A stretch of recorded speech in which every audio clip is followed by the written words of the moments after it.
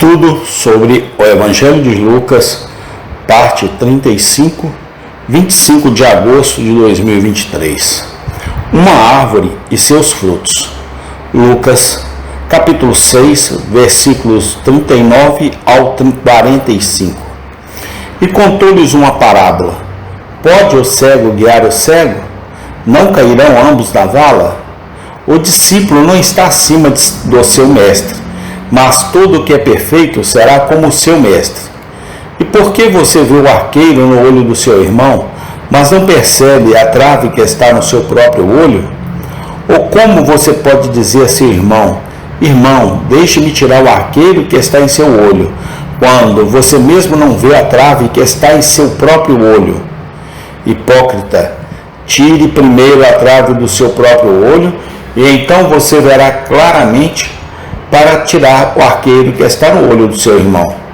Pois uma árvore boa não produz frutos corruptos, nem uma árvore corrupta produz bons frutos. Pois toda árvore é conhecida pelo seu próprio fruto.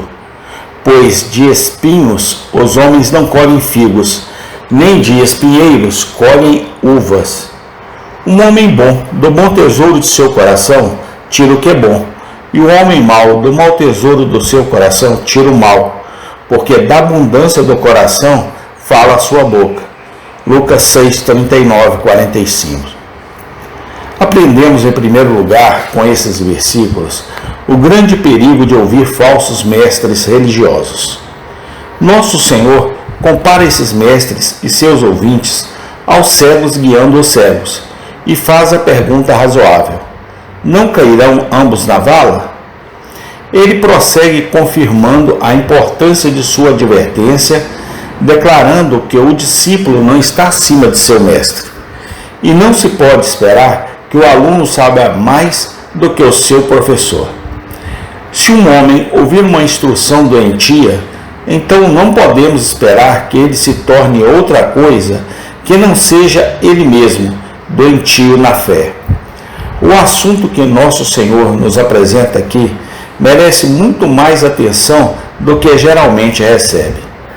A quantidade de mal que o ensino religioso doentio trouxe sobre a igreja em todas as épocas é incalculável. A perda de almas que ocasionou é terrível de contemplar. Um professor que não conhece o caminho para o céu provavelmente não levará seus ouvintes ao céu. O homem que ouve tal mestre corre o risco terrível de se perder eternamente. Se o cego guiar o cego, então ambos devem cair na vala. Se quisermos escapar do perigo contra o qual nosso Senhor nos adverte, então não devemos deixar de testar o ensino que ouvimos pelas Sagradas Escrituras. Não devemos acreditar nas coisas meramente porque os ministros as dizem. Não devemos supor, como é natural, que os ministros não podem cometer erros. Devemos lembrar as palavras de nosso Senhor em outra ocasião. Cuidado com os falsos profetas. Mateus 7,15. Devemos nos lembrar do conselho de Paulo e João. Prove todas as coisas. Experimente os Espíritos, se eles são de Deus. 1 Tessalonicenses 5,21, 1 João 4,1. Com a Bíblia em nossas mãos e a promessa de orientação do Espírito Santo para todos os que a buscam, não teremos desculpa se nossas almas forem desviadas. As cegueiras dos ministros não é desculpa para a escuridão do povo. Homem que por indolência, superstição ou humildade fingida se recusa a desconfiar do ensinamento do ministro que ele encontra sobre ele, por mais doentio que seja, por fim compartilhará a porção de seu ministro. Se as pessoas confiarem em guias cegos, então elas não devem se surpreender se forem levadas ao poço. Aprendemos, em segundo lugar, com esses versículos, que aqueles que reprovam os pecados dos outros devem se esforçar para ter uma vida irrepreensível. Nosso Senhor nos ensina esta lição com um ditado prático. Ele mostra a irracionalidade de um homem achar defeito em um cisco ou coisa insignificante no olho de um irmão, enquanto ele mesmo tem uma trava ou algum objeto grande e formidável gravado em seu próprio olho. A lição deve, sem dúvida, ser recebida com qualificação adequada e bíblica. Se nenhum homem deve ensinar ou pregar a outros até que ele próprio seja impecável, então não poderia haver ensino ou pregação no mundo. Os errantes nunca seriam corrigidos e os ímpios nunca seriam reprovados. Colocar tal sentido nas palavras de nosso Senhor as coloca em colisão com outras passagens claras das Escrituras. O objetivo principal de nosso Senhor Jesus parece ser impressionar os ministros e mestres, a importância da consistência da vida. A passagem é um aviso solene para não contradizer por nossas vidas o que dissemos com nossos lábios. O ofício do pregador nunca chamará atenção a menos que ele pratique o que prega. Ordenação, diplomas universitários, títulos pomposos, uma profissão ruidosa de pureza doutrinária nunca conseguirão respeito pelo sermão de um ministro, se sua congregação ouvir apegar-se a hábitos ímpios.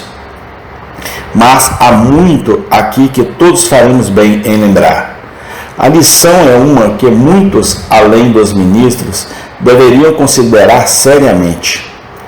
Todos os chefes de família, todos os pais, todos os professores de escolas, todos os tutores, todos os gerentes de jovens deveriam pensar muitas vezes no ponto e na viga.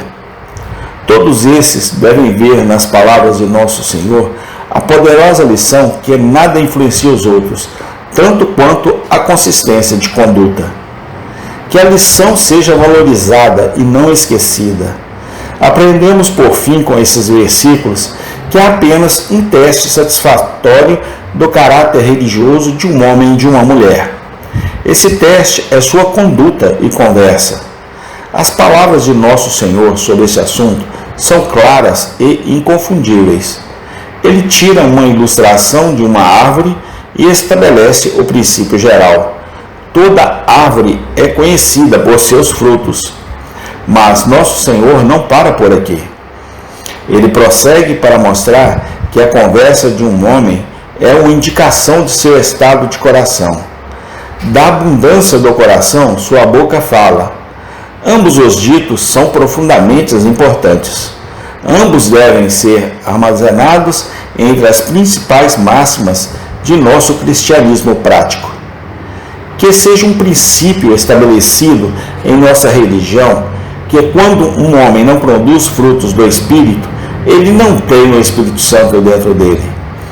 Resistamos como um erro mortal a ideia comum de que todos os batizados nascem de novo e que todos os membros da igreja naturalmente têm o Espírito Santo. Uma pergunta simples deve ser a nossa regra. Que fruto um homem produz? Ele se arrepende? Ele crê com o coração em Jesus Cristo? Ele vive uma vida santa? Ele vence o mundo? Hábitos como esses são os que as Escrituras chamam de fruto. Quando esses frutos estão faltando, então é profano falar de um homem que tem o Espírito de Deus dentro dele. Que seja um princípio estabelecido novamente em nossa religião, que quando a conversa geral de um homem e uma mulher é ímpia, seu coração é sem graça e não convertido. Não cedamos à noção vulgar de que ninguém pode saber nada do estado do coração de outro. É que, embora os homens estejam vivendo perversamente, eles têm bons corações no fundo.